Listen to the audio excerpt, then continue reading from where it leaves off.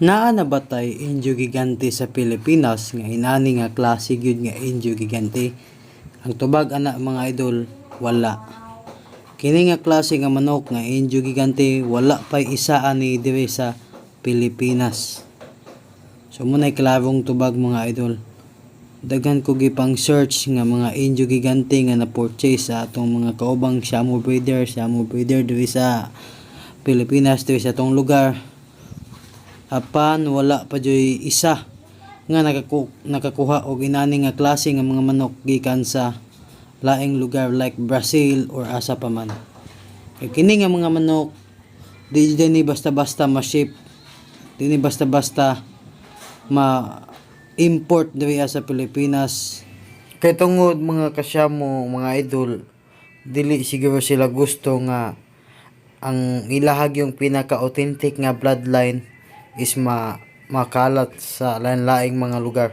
Mao siguro na ang ilang gilikayan, maong di sila basta-basta nag-release og mga pinakasulid nga authentic, gitawag og authentic nga indio gigante. So karon atong i-compare kung unsay kalahian sa indio gigante, pinaka-authentic nga indio gigante og kaning indio nga nakaron sa atong lugar diri sa Pilipinas, mga na import sa atong mga kaubang Shamu breeder. So ato siyang i-kumpara kung unsay kalahian nilang duha.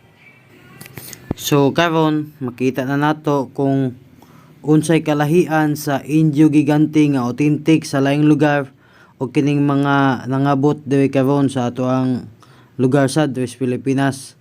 So kining mga indio nga ilang napalit diri kaning sikat na karon diri sa atong lugar, mga authentic gyapon ni nga mga manok.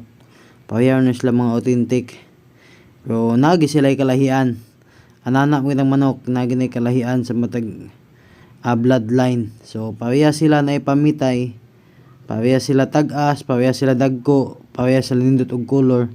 Pero kung imong tan-awon, lahi ra gyud og naong ang mga indio gigante nga naa sa atong lugar kumpara sa indio gigante nga naa sa Brazil karon.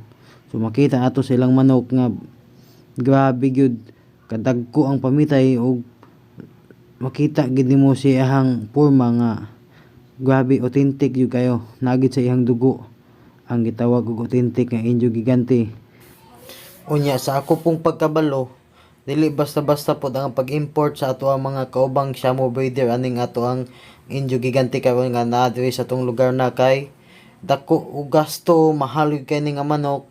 Ang uban gani almost ning gasto na og 100,000 sa isa lang ka pares aning mga manuka. Gawas ana parte pong kapuya mag order aning mga manok, kay hassle kaayo, di lang kay isa ka transaction kun dili daghan kapila ka bisis. Mao nang maka-proud pod nga naatay inani pod nga klase nga manok diri sa atong lugar pinaagi sa pagkugi sa atong mga kaubang mga Shamu breeder.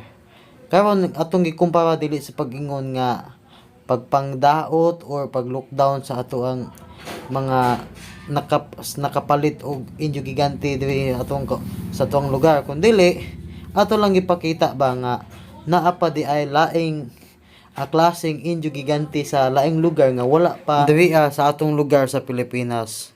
Unta buhon na ay usa ka Shamu breeder nga kusyonada og andam mo gasto para makakuha og inani nga klase nga indio gigante kini naagid sa Brazil para musanay og budaghan diri sa atong lugar. So kana nga to ang hulaton kay aron mas mapanindot pa nato og makakita tag mas dagko og tag-as pang manok.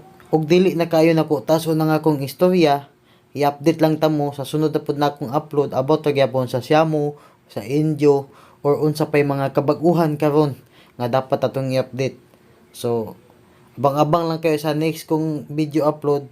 Tuloy-tuloy naman itong pag-upload ko kasi na-solve ko na yung problem sa aking YouTube channel. And then, pag mayroon akong time, pupunta ako sa ibang yard ng ating kaibigan ng mga Shamu breeder. So, see you sa next vlog.